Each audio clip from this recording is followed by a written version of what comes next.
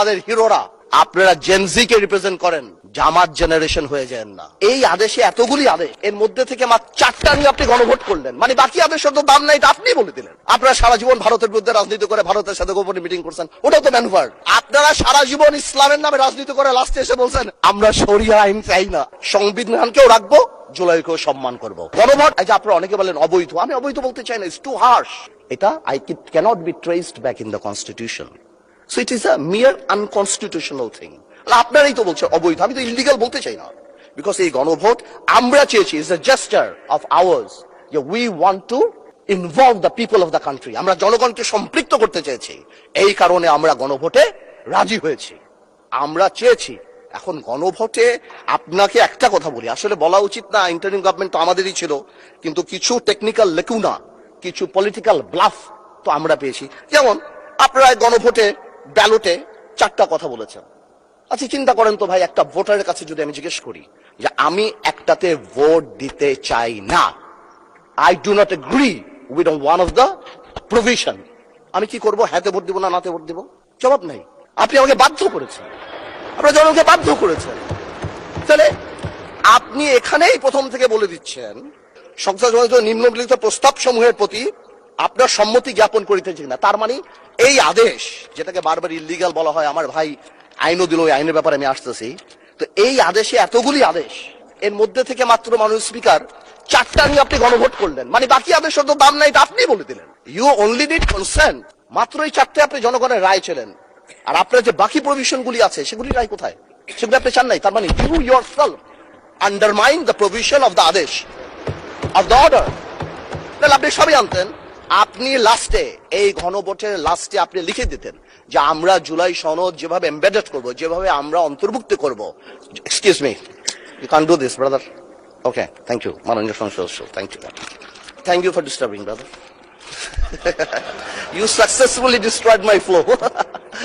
Anyways, আপনি এই 4টা যে লিখে দিলেন, মাননীয় সদস্য আপনি স্পিকারকে অ্যাড্রেস করে বলেন, ওদেরকে অ্যাড্রেস করবেন। আসলে একটু আবেগ বিবেক দুটার মিশ্রণ হয়ে যায়, তো ঝামেলা হয়ে যায় আর কি। স্বাভাবিক, মাননীয় স্বরাষ্ট্রমন্ত্রী শুধু আর একমাত্র বলেছে যে আবেগের জায়গা না, এতেই একদম ধ্বংস করে দিয়েছে বাংলাদেশের সোশ্যাল মিডিয়া যা আছে। তো আমি তো একটু আবেগ দেখাতেই পারবো মাননীয় স্পিকার। এনিওয়েজ, আমি coming back to the point, 4টা প্রভিশন যে দেয়া আছে গণভোটে মাননীয় speaker, if you carefully go through peruse it, এখানে আরেকটা দিয়ে দিলেই পারতো, জুলাই সনদের সকল পরিবর্তন আনা হবে এই সংবিধান সংস্কার কি বলে পরিষদ গঠনের মাধ্যমে, তাহলে তো পারপোজ হতো। তো সেটা আপনি করেন নাই। যখনই আপনি এটা ভোটে ফেলেন নাই, তার মানে there is option then I can overlook it and uphold the constitution of the country। এই রেভলিউশনকে আমরা শ্রদ্ধা করি, 17 বছর আমরা কষ্ট করেছি, এখানে আমার ভাইয়েরা অনেক বেশি কষ্ট করেছে, আমরা জেলে গিয়েছি, আন্দোলনে ছিলাম, 20 দলে ছিলাম, 4 দলে ছিলাম, অনেক আগে থেকে। আমরা চাই না, কিন্তু এই যে একটা প্রক্রিয়া, সংবিধানকে ছুঁড়ে ফেলে দাও, সংবিধানকে ছুঁড়ে ফেলে দাও, সংবিধানকে ছুঁড়ে ফেলবো কেন? সংবিধানকে মনে করায় দেয় যেটা 71-এর পরাজয়ের দলিল। আমি সংবিধান কেন ছুঁড়ে ফেলে দেবো? এই সংবিধান দিলে গাত্রদাহ কেন হবে? এত গায়ে লাগবে কেন? If I don't like it, there are relevant provisions within the constitution যে আমি পরিবর্তন করতে পারি। আমার দরকার কি যে আমি এটাকে ছুঁড়ে ফেলে দেবো? আমি আরো অনেক টেকনিক্যালিটিতে যেতে পারতাম, আইনে যেতে পারতাম। আই এম শিওর আমাদের সম্মানিত সদস্য আইনমন্ত্রী সাহেব আছেন, উনি কথা বলবেন। আমি শুধু একটা জেনারেল কথা বলি, ইউনিটি ইজ দ্য কি।